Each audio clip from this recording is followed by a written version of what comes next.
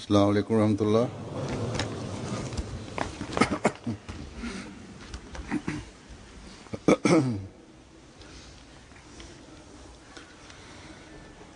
अशहदु अल्ला इलाहा इल्लल्लाह वहदहु ला शरीका लहु वअशहदु अन्ना मुहम्मदन अब्दुहु व रसूलुहु अम्मा बअदु फ़अऊज़ु बिल्लाहि मिनश शैतानिर रजीम बिस्मिल्लाहिर रहमानिर रहीम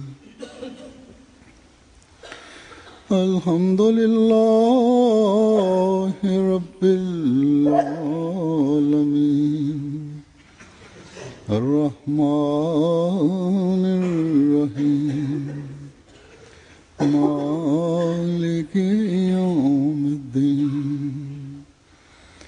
इय्याका नअबुदु व इय्याका नस्तईन اهدنا الصراط المستقيم صراط الذين أنعمت عليهم غير المغضوب عليهم ولا الضالين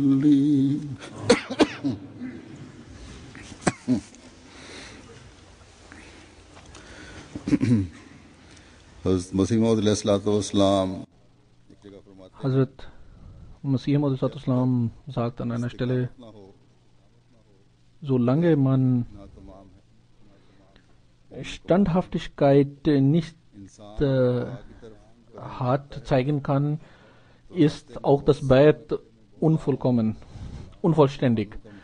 Wenn der Mensch anfängt Schritte zu Gott hin zu unternehmen, so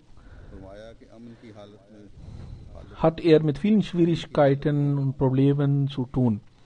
In Zeiten des Friedens kann man nicht sehen, wie standhaft ein Mensch ist, denn in den Zeiten des Friedens hat man ja keine Probleme und jeder ist ein Freund. Dann sagt der Islam an einer anderen Stelle, wie man die Standhaftigkeit erlangen kann. Der Islam sagt, Durud Sharif ist ein sehr gutes Mittel, um Standhaftigkeit zu erlangen. Und dies soll sehr oft rezitiert werden. Aber nicht als eine Tradition, sondern die Schönheit und das Gefallen des heiligen Propheten sallallahu alaihi wasallam vor Augen haltend soll man Durud rezitieren. Wenn man das macht, dann wird man als Ergebnis die Akzeptanz der Gebete erhalten. Dann sagt er an einer weiteren Stelle zu der Jamaat, um die Standhaftigkeit des Herzens zu erhalten, soll man sehr oft Istighfar machen. Ich werde nun einige Ereignisse aus dem Leben der Sahaba von Hazrat Masih Maud vorlegen, die zeigen, wie sie Standhaftigkeit gezeigt haben und wie Gott ihre Gebete akzeptiert hat. Hazrat Nur Muhammad Sahib berichtet, dass am 7. Januar 1906 bin ich mit meiner Familie nach Balochistan zurückgekehrt. Als mein Lehrer, der Imam in der Moschee war, und Ahle Hadith war, als er hörte, dass ich nach Qadian gewesen bin, कि मिर्ज़ा साहब rief er mich zu sich und sagte, मगर दर Mirza Sahib schreibt gute Bücher, कुछ और करते aber कहते कुछ और है, er predigt was anderes. कहते अपने मुरीदों को कुछ और है। कहते हैं चुनाचे हज़रत तख्तस के हुजूर अर्ज़ किया गया Dann खत लिखना, wurde dies तो मुफ्ती Mohammad vor Hazrat Masih Islam vorgetragen und dann erhielt ich die Antwort von Mufti Muhammad Sadiq Sahib. Meine Lehre ist, der Religion Vorzug zu geben über alles Weltliche und लान थी derjenige, der मौलवी साहब को etwas दिया तो उसने सिर्फ ये कहा den Lehren des heiligen Propheten sallam hinzufügt oder davon etwas wegnimmt, sei verflucht. यानी मजाक उड़ाना शुरू किया। तो मैंने कहा Als diese Antwort vor dem Lehrer präsentiert wurde, fing er an, darüber lustig zu machen und sagte, hast du auch Offenbarungen erhalten? Ich sagte, ja. अखबार में ये पढ़कर कि लोगों को हमारे मुतालिक खुदा से पूछना चाहिए, तो मैंने दुआ की Als ich और मुझे इल्हाम las in der Zeitung, dass Hazrat Masih Islam die Menschen dazu aufgefordert hat, über ihn Gott zu befragen und Dua zu machen, habe ich das gemacht und ich erhielt die Offenbarung, ja, er ist wahrhaftig. Danach war es so, als ich in der Stadt umherzugehen pflegte, dass die Leute sich machten sich lustig über mich und sie erfanden Schimpfwörter und erfanden unsinnige Sätze, zum Beispiel man solle dieses Maud mitbringen, Papiermaud mitbringen und Stiftmaud mitbringen und so weiter und so fort und Hookah, also Tabakmaud mitbringen und ähnliches. Und so versuchten sie sich über mich lustig zu machen.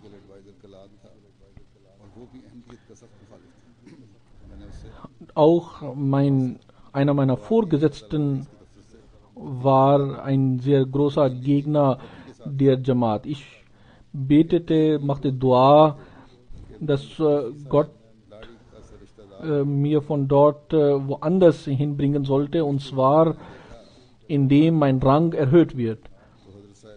Es waren nicht mal 3 Tage vergangen, dann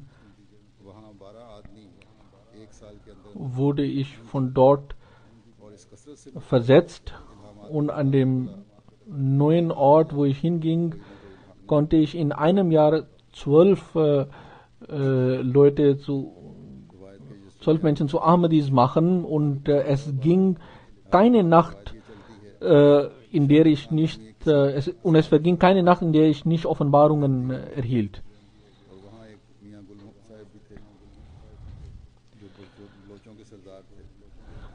Dann schreibt er weiter, es war ein Mann an einem Nachbarort, der Ahmadi wurde.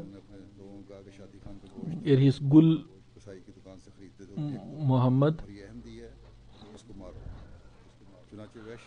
Und die dortigen Muslime fingen an, ihn zu schlagen und boykottierten sein Geschäft. Er ging zu der Polizei und ließ der Polizei davon berichten. Ich erhielt die Offenbarung, dass Shadi Khans Haus gerettet werden wird. Ich teilte diese der Jamaat mit und sagte, alle sollen in dem Haus von Shadi Khan Sahib sich versammeln. Um Mitternacht sah ich in einem Traum,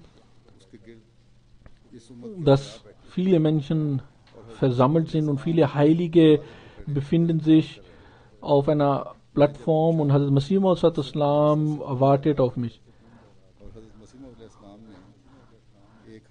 Hazrat Masih Maud Islam legte eine Hand auf mein Kinn und die andere Hand auf meinem Kopf मैं क्या करूं? und brachte mich zu dem Plattform und sagte, wenn meine Anhänger so behandelt werden, was wird dann passieren? हाजिर हुआ Dann kam ein General vor Hazrat Masih Islam und ihm wurde befohlen, dass er mit Shadi Khan zusammen hingehen soll, mit Shadi Khan zusammen irgendwo gehen soll. Daraufhin मेरा बदला खुद खुदा ले kam er mit mir, begab er mit mir zu einem Ort hin und seine ganze Armee folgte uns. हज़रत जान मोहम्मद साहब Dann passierte es so, dass dort eine Katastrophe, Umweltkatastrophe sich ereignete und außer dem Haus von Shadi Khan alle anderen Häuser zerstört wurden. सक्का और खाक रोक को भी रोका गया यानी पानी डालने वाले को सफाई करने वाले Ein anderer Sahabi सक्के ने ये कह berichtet, dass als ich Ahmadi wurde, boykottierten die कि मैं Menschen in dem Dorf oder in der Stadt und selbst diejenigen, die Müll उससे तो वो रुक गए और खाक रोक wegnehmen sollten und Wasser zu dem Haus brachten, wurden davon abgehalten. ईसाई होते हैं तो या ऐसी कास्ट के जिसको अमूमन लोग पसंद नहीं करते हालांकि कोई तमीज़ नहीं होनी चाहिए इस किस्म की इम्तियाज़ नहीं होना चाहिए Also sagt, viele dieser Leute, die Müll wegtragen, sind in Indien und Pakistan entweder Christen oder aus Kasten, die im Allgemeinen für gering und niedrig erachtet werden, obwohl das falsch ist und man sollte nicht diese Unterscheidungen machen. ये शर्त रखी कि अगर तुम हमारे साथ खा लो तो फिर मौलवी साहब को छोड़ देंगे और अगली बात ये कि तुम हमारे Auf jeden Fall passierte es so, वो शर्मिंदा हुए लेकिन मुखालफत करते रहे खाकसार ने हज़रत dass sie dann davon बरकत में लिखा von ihrer Arbeit zurückgehalten wurden. Ich schrieb dann einen Brief हो जाएं जमात में तरक्की und zu Hazrat Masih Islam und sagte, dass die Menschen hier so uns boykottiert haben, und ich schrieb, wenn Molvi Feroz Sahib und der so und so Rechtsanwalt Ahmadi werden, dann wird es Erleichterung für uns geben. Hazrat Masih Islam antwortete, denken Sie nicht daran, dass so und so Ahmadi wird und es dann für Sie Erleichterung kommen wird. Diese Gemeinde ist eine von Gott हिंदियों ही की होनी है जितनी चाहे geschaffene Gemeinde. Sie wird auf jeden Fall sich verbreiten und vergrößern und alle Moscheen werden eines Tages Ahmadi-Moscheen sein. वल्द अल्लाह बख्श साहब फरमाते हैं Hazrat Abdullah गैर अहमदी वगैरह मुखालफी Radhiyallahu anhu berichtet, तमाशा बिल्डिंग के बाहर dass als Hazrat Masih Islam starb, war ich vor Ort. Wir saßen an der Tür und ein Ahmadi fing an laut zu weinen, zu schreien. Hazrat Khalifat al-Masih, der erste Radhiyallahu anhu, war auch anwesend. Er sagte, mein Glaube ist genauso wie vorhin. Hazrat Masih Islam ist gekommen, er hat seine Arbeit verrichtet und ist zu seinem Herrn zurückgekehrt. कि मेरे उस्ताद साहब Ein का नाम मौलवी अल्लाह weiterer Sahabi berichtet, तालवी के मौत के थे mein Lehrer war ein Anhänger von Maulvi Muhammad Hussain Batalvi Sahib, und als Maulvi Muhammad Hussain Batalvi Sahib Ishaat Sunnah schrieb, las er diese Zeitung und sagte, wo wohnt dieser Mensch, über den Sie in Ihrer Zeitung geschrieben haben, ich möchte ihn treffen. हज़रत अब्दुस की ज़ियारत के लिए Kadian Daraufhin ging er zu जब वो आए Hazrat Masih Islam nach Qadian. Hazrat Masih Islam ruhte auf einem Bett und er fing an, Hazrat Masih Islam zu massieren. Er sagte, Huzur, die Beschreibung von Imam Mahdi, die in den Ahadith vorkommt, zu finden ist, sie passt auf ihnen. Hazrat Masih Islam lächelte, sagte aber nichts. Das ist noch vor der Zeit, als Hazrat Masih Islam Mahdi, den Anspruch erhob, Mahdi und Messias zu sein. Mein Lehrer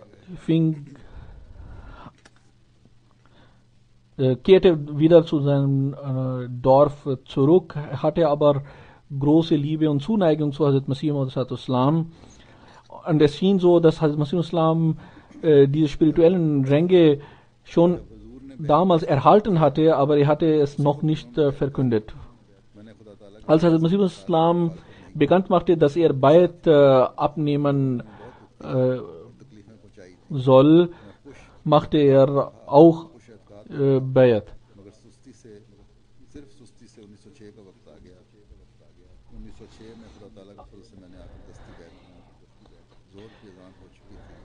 Ich glaubte auch an Hazrat Masih Islam, aber aus Nachlässigkeit kam 1906, als ich Hazur besuchte. Hazrat Masih Islam sagte eines Tages, wenn jemand Bayat machen möchte, so solle er heute Bayat machen. Ich ging sofort zu Hazrat Masih Islam und machte das Bayat. Hazrat Qazi Muhammad Yusuf Sahib berichtet, nach 27-jährigem Dienst war mein Einkommen von 15 Rupien pro Monat bis zu 200 Rupien pro Monat gestiegen. Immer wenn ich Schwierigkeiten hatte, wo kein Freund mir helfen konnte, habe ich Gott um Unterstützung gebeten und er hat immer mich unterstützt und geholfen. Nicht nur die Fremden, sondern auch die Familienmitglieder haben jahrelang mich boykottiert und verfolgt. Gott hat immer meine Gebete akzeptiert. Die Bewohner Lahores behaupteten, dass ich den heiligen Propheten sallam beleidigt habe. Die Menschen versuchten mich umzubringen und Gott rettete mich, indem die Pistole des Angreifers nicht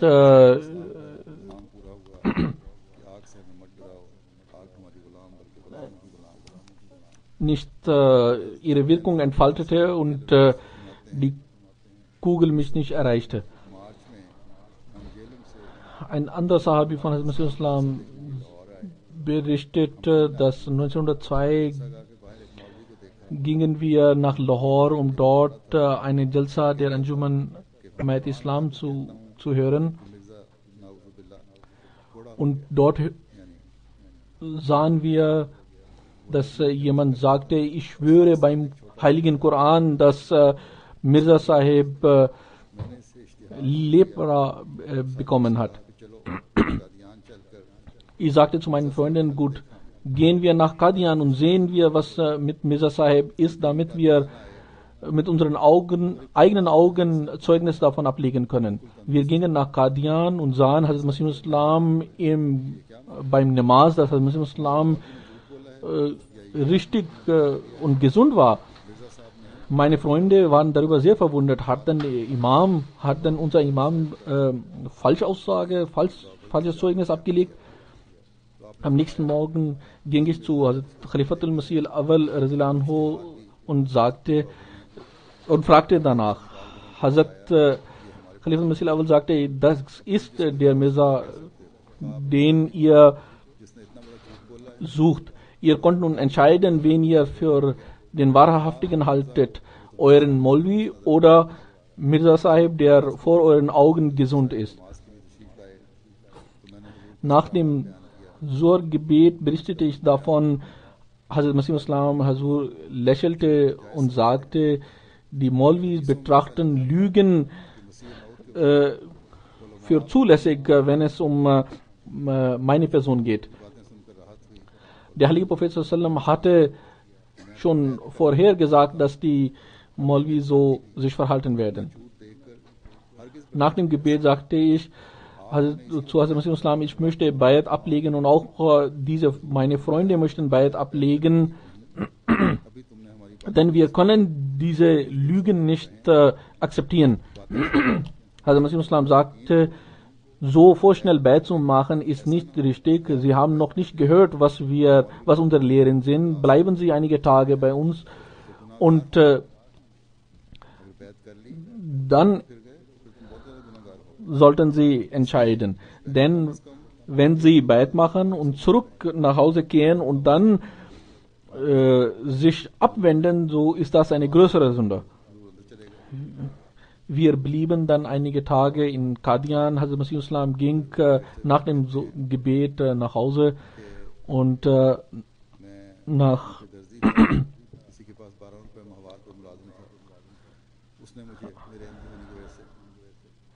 einiger Zeit wurde ich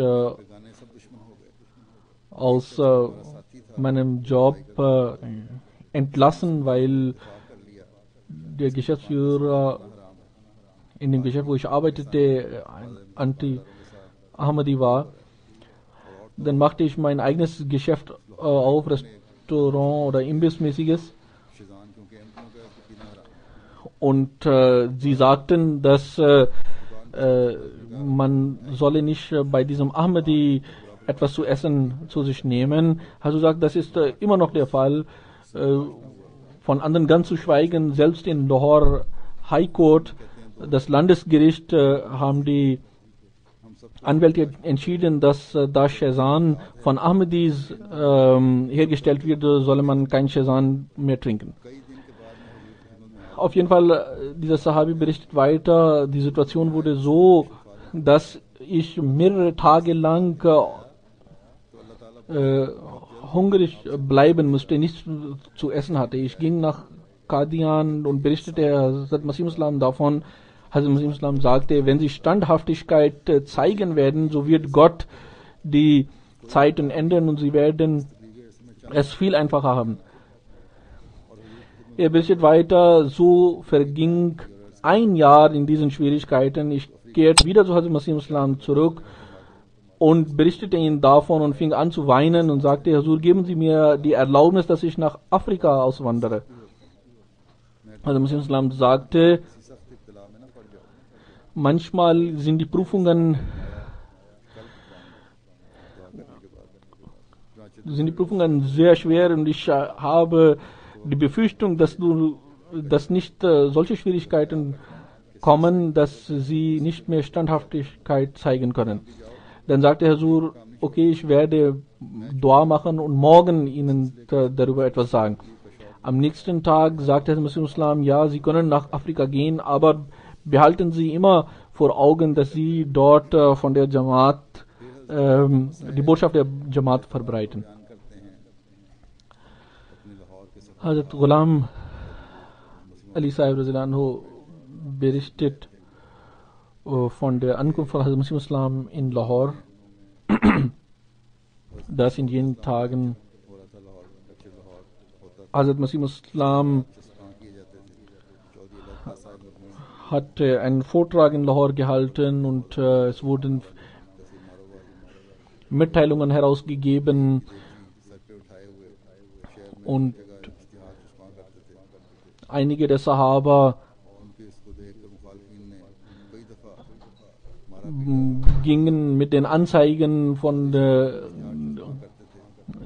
diesen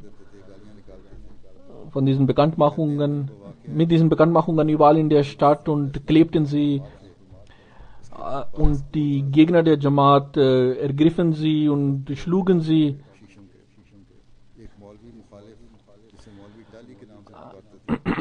Und es gab dort einen Molvi, der übelst zu beschimpfen pflegte.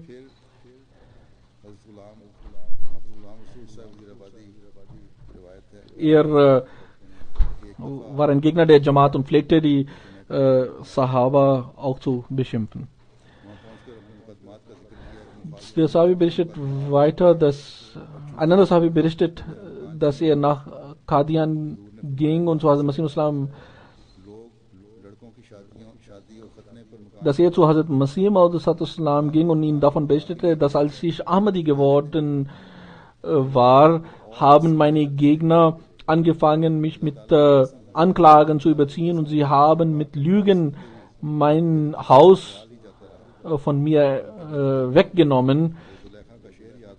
Hazrat Masih Islam sagte, Maulvi Sahib, es gibt Leute, die für die Hochzeit ihres Sohnes oder für sonstige Sachen ihre Häuser verkaufen. Wenn sie ihr Haus weggenommen haben, so lassen sie es weggehen. Und ich war danach so ruhig und so froh, dass mir dieses Haus weggenommen wurde. Und ich bin Gott so sehr dankbar, dass im Gegenzug Gott mir einen Platz in Qadian gewährte und ich bekam ein noch besseres Haus in Qadian und er gab mir Ehefrau und auch Kinder. Eine weitere Sache, wovon ich berichten möchte, ist, dass nach dem Ableben von Hazrat Masih Islam sagte einmal Khaja Kamaluddin Sahib zu mir oder zu anderen, zu den Leuten, wo ich anwesend war, dass diejenigen, die in Madrasa Ahmadiyya lernen, die werden Molvis werden. Was werden die dann verrichten? Tabligh zu machen ist unsere Aufgabe. Hazrat Mir Mahmud Ahmad Sahib sagte, diese Schule ist von Hazrat Masih Islam selbst gegründet worden und diejenigen, die hier lernen, werden die Aufgaben von Hazrat Masih Islam unterstützen und sie werden die Jamaat in aller Welt verbreiten. Ein weiterer Sahabi von Hazrat Masih Islam berichtet,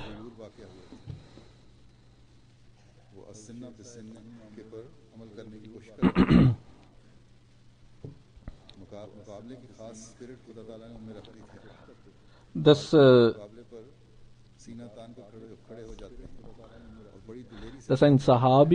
anderer Sahabi von Hazrat Masih Islam, ein sehr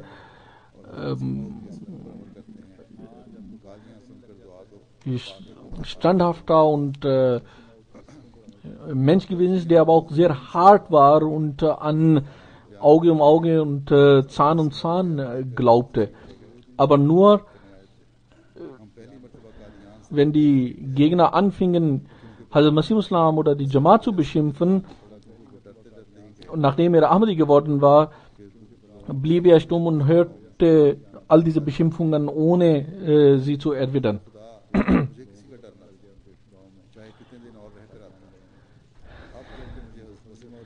Der Sahabi berichtet, wir gingen nach Qadian und sahen Hazrat Masih Islam und kehrten dann nach unserem Dorf zurück. Als die Menschen davon erfuhren, dass wir Ahmadi geworden waren, boykottierten sie uns. Niemandem wurde erlaubt, uns Wasser zu geben oder andere Lebensmittel zu verkaufen. Aber Allah verlieh uns Standhaftigkeit.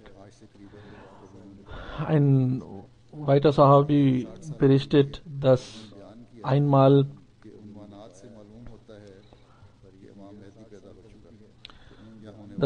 ich mit meinem Vater zusammen saß, als mein Vater sagte, dass die Zeichen zeigen, dass Imam Mahdi entweder bereits geboren ist oder bald geboren werden wird.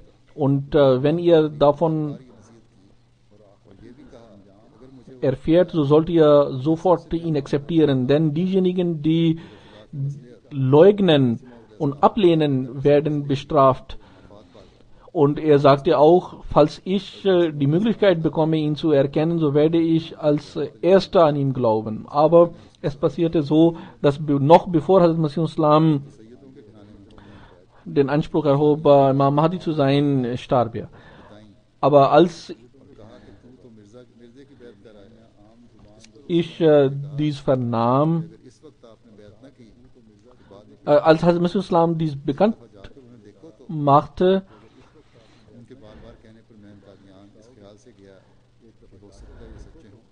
sagte ich, dass er muss ja ein Sayyid sein und er muss die und die Eigenschaften besitzen. Ein bekannter Ahmadi sagte zu mir, gehen Sie nach Qadian und sehen Sie Mirza Sahib selbst. Ich ging nach Qadian und sah Hazrat Masih Islam. Hazrat Masih Islam war in einem Gespräch mit Mufti Muhammad Sadiq Sahib vertieft. Die Moschee war damals so klein, dass in einer Reihe nur 6 Leute stehen konnten. Ich saß zu Füßen von Hazrat Masih Islam und fing an, seine Füße zu massieren.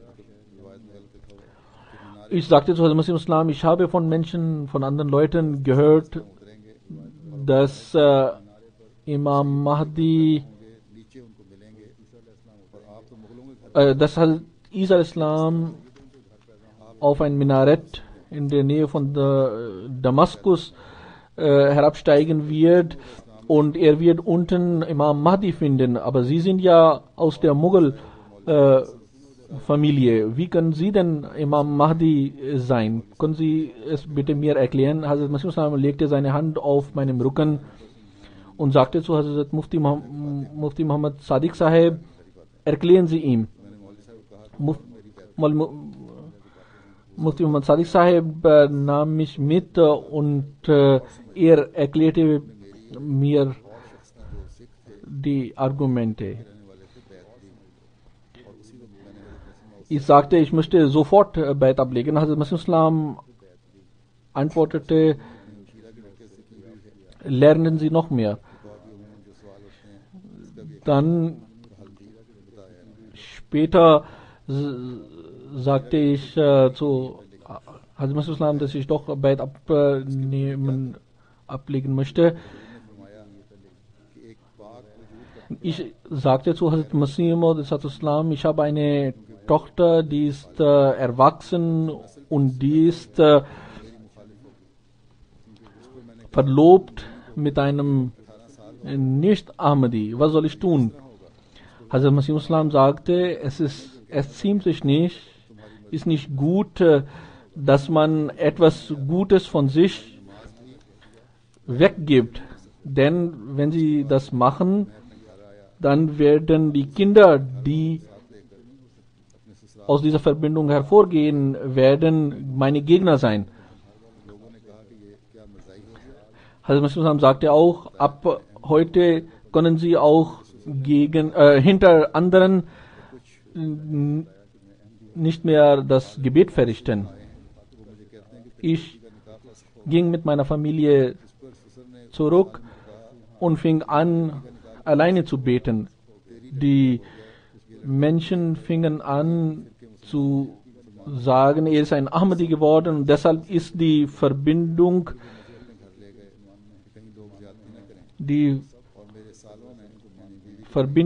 mit der Tochter von meinem Schwiegervater, also Ehefrau, ist nunmehr ungültig. Mein Schwiegervater sagte, was auch immer passiert ist, es gibt viele verschiedene Richtungen im Islam und diese Verbindung ist gültig. Dieser junger Mann ist ein Muslim.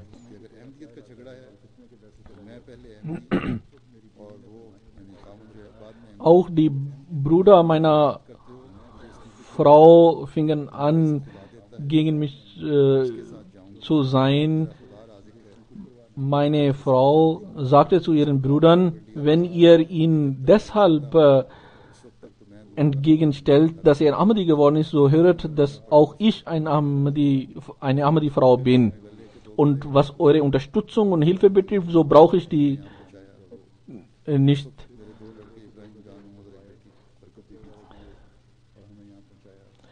Sie gaben uns etwas, sie gaben uns etwas zu essen und einen Weizen und schickten uns von dort fort. Und also Masih Muslim hatte gesagt, dass die Heirat meiner Tochter mit dem Nicht-Ahmadi nicht gut sein wird. Deshalb löste ich die Verlobung auf und verheiratete sie mit einem Ahmadi in dem Dorf. Meine Verwandten fingen daraufhin an, mich zu beschimpfen und auch unter Druck zu setzen. Aber Allah erwies uns seine Gnade. Ein weiterer Sahabi berichtet, dass mein Sohn war in Qadian krank geworden. Ich ging zu Hazrat Khalifat al-Masih dem Ersten Anhu und berichtete ihm davon. Hazrat Khalifat al-Masih al-Awwal gab mir einige Tabletten und sagte, ich solle sie meinem Sohn geben. Ich hatte dem Sohn diese Tabletten noch nicht verabreicht, als er starb. Ich brachte seinen Leichnam zurück nach unserem Dorf. Dann ging ich wieder nach Qadian. Nach einiger Zeit, Hazrat Khalifat al-Masih al-Awwal rief mich zu sich und sagte mir, Nabi Bak Sahib, Sie haben sehr große Standhaftigkeit gezeigt. Er legte seine Hand auf meinen Rücken und sagte, ich habe sehr viel Dua für Sie gemacht. Gott wird Sie unterstützen und Ihnen weitere Nachkommen schenken. Ein weiterer Sahabi berichtet, dass Hazrat Masih Muslim solch einen hohen Rang inne gehabt hat, dass wer auch immer anfing, gegen Hazrat Masih Muslim aufzulehnen, dass er auf jeden Fall bestraft wurde. Eines Tages passierte es so, dass in unserer Schule ein Lehrer Hazrat Masih Muslim aufs Übelste beschimpfte. Ich ging zu dem Direktor der Schule und noch bevor ich ihn davon berichten konnte, dachte ich, der Direktor ist ja selber ein Christ. Er wird ja nicht für mich Partei ergreifen oder sympathisch über meinen Bericht nachdenken. Ich fing an, daher Dua zu machen und sagte zu Allah, dieser Mann hat sehr üble Schimpfwörter für deinen Gesandten benutzt. Und es ist aber möglich, dass er die Wahrheit nicht kennt. Deshalb bitte ich dich darum, dass du ihm einen Zeichen zeigst, aber bitte bestrafe ihn nicht. Dieses Zeichen soll so sein, dass sie daraus Lehre ziehen, aber nicht bestraft werden. Es passierte einige Tage später, dass er im Zug unterwegs war und sein Kind, das nur wenige Monate alt war, einige Male sich wegkrabbelte und runterfiel, immer wieder runterfiel, aber er wurde dadurch nicht verletzt. als er davon berichtete, sagte zu ihm, ich habe so und so für sie Dua gemacht und deshalb sollten sie aus diesem Zeichen Lehre ziehen. Er sagte, nein, das war nur ein Zufall. Wenige Tage oder kurze Zeit später wurde er krank und hatte ein sehr hohes Fieber. Dann erkannte er, dass er jetzt bestraft wird. Er rief mich zu sich und sagte, ich habe nun erkannt, dass Sie die Wahrheit gesagt haben und es ist die Strafe, die ich jetzt bekomme, und kurz daraufhin starb er. Ein weiterer Sahabi von Hazrat Islam berichtet,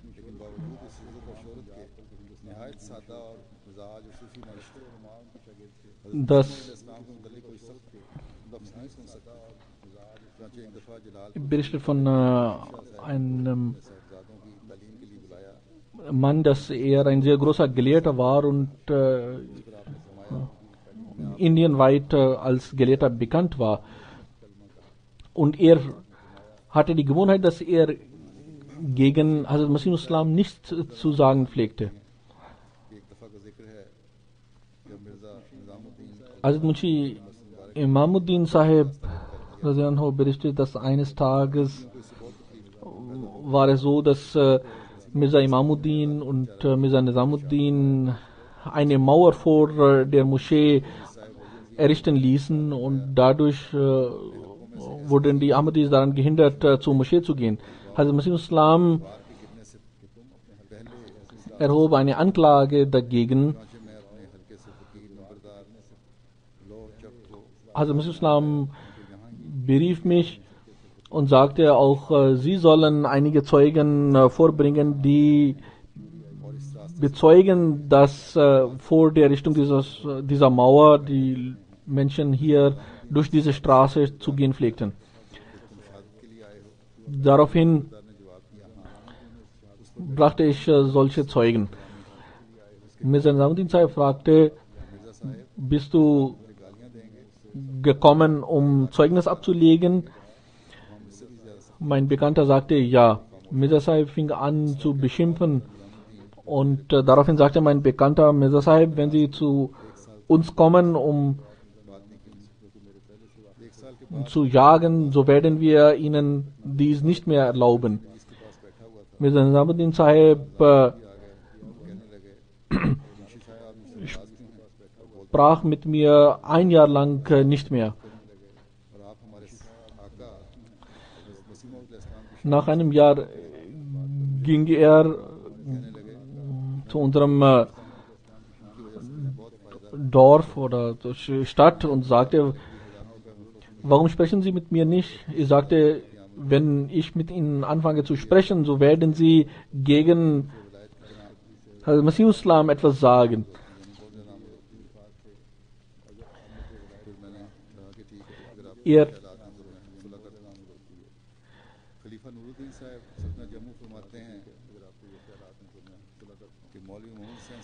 Er sagte, dass er jetzt genug Einkommen hat und er gegen Hazrat Masih Islam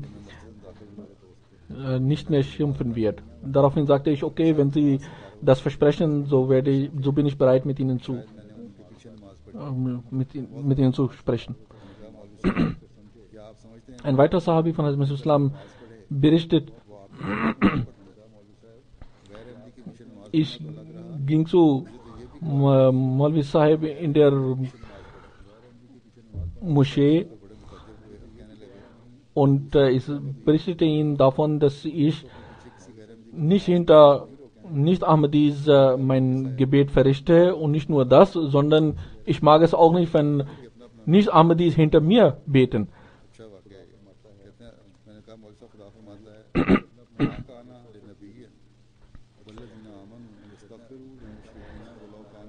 Ich sagte zu dem Maulvi Sahib, Allah hat im Heiligen Koran gesagt, Allah Ta'ala hat im Heiligen Koran gesagt, der Prophet und die Gläubigen sollen nicht Istighfar für die Ungläubigen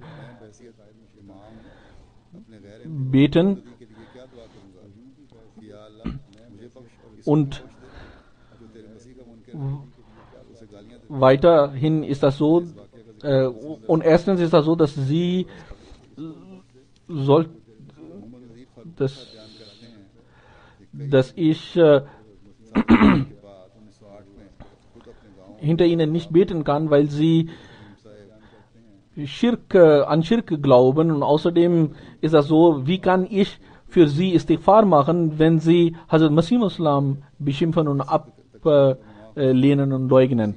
Ich berichtete hiervon später, Hazrat Masih Islam und Hazrat Masih Islam lächelte daraufhin.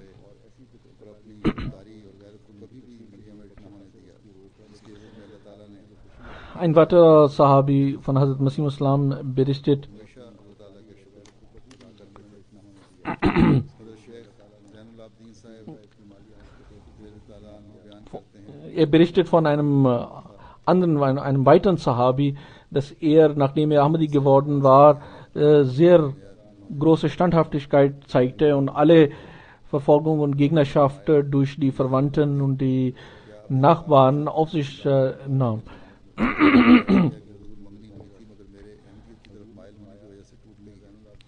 Hazrat Zainul Abidin Sahib Radhiyallahu anhu berichtet, ich ging einmal zu Hazrat Masih Islam. Hazrat Masih Islam sagte, haben Sie bereits geheiratet oder nicht? Ich sagte, ich wurde verlobt, aber als ich Ahmadi wurde, wurde diese Verlobung aufgelöst. Hazrat Masih Islam sagte, Sie haben ja noch keinen Bait gemacht. Wie können die Leute dann behaupten, dass sie Ahmadi sind? Ich sagte, Hazur, sie sagten, ich solle sie beschimpfen, und ich sagte, ich werde das niemals tun, auch wenn ich keinen Bait gemacht habe. Also sagt, möge Allah all diese Sahaba segnen und ihre Ränge erhöhen und uns dazu befähigen, in ihren Fußstapfen zu wandeln. Heute nach dem Jumma-Gebet werde ich 2 Janaza-Gebete verrichten. Ammatul Hafiz Khanam Sahiba, die Frau von Shamsul Haq Khan Sahib, ist gestorben. Vor einiger Zeit ist sie nach Großbritannien gekommen und auch ihr Asylantrag wurde angenommen. Sie war 87 Jahre alt. Sie war lange Zeit Sadr Lajna in Quetta. Dann ist sie nach Lahore gegangen. Auch dort war sie Sadr Halka. Auch als sie nach Großbritannien kam, auch in diesem fortgeschrittenen Alter, versuchte sie etwas vom Englischen zu lernen, damit sie hier Tabligh machen kann. Sie war sehr regelmäßig in ihren Gebete und in Nawafil. Sie hatte auch eine innige Beziehung zu Khilafat und war gegenüber ärmere und mittellose Menschen sehr sympathisch. Sie pflegte auch ihren Kindern zu sagen, dass sie immer gehorsam gegenüber Khilafat sein sollen. Sie war in dieser Hinsicht ein Beispiel für viele. Sie war eine Musia von 1/8 des Einkommens. Sie war die ältere Schwester von unserem Zaim Ansarullah London. Möge Allah diese Verbindung zu Khilafat auch in ihren Nachkommen fortsetzen und möge diese Verbindung auch für ihre Seele beruhigend sein. Ihr Janaza-Gebet werde ich nach dem Jumma-Gebet verrichten. Das zweite Janaza-Gebet ist von Sayyid Muhammad Ahmad Sahib, der Sohn von Sayyid Muhammad Afzal Sahib Radhiyallahu anhu.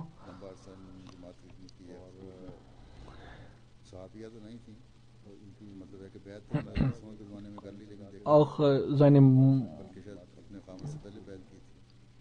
seine Mutter war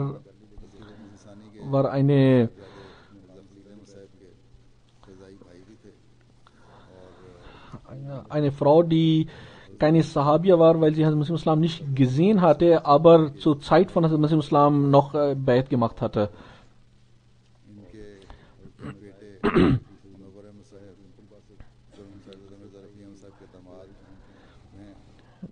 Er selbst war milchverwandt mit dem 4. Khalifa. Seine Schwester war Milchschwester der Schwester von Khalifat al-Masih Rabi Rahmahullah. Also beide hatten Milch derselben Mutter.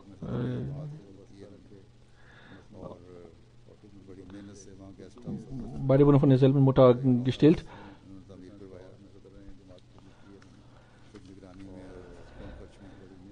Er war 12 Jahre lang in Lahore und hat dort auch ein Jamaat-Gebäude errichten lassen.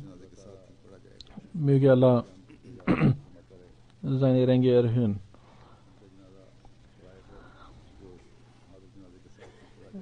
Auch sein Janaza-Gebet wird nach Juma-Gebet verrichtet. Alhamdulillah.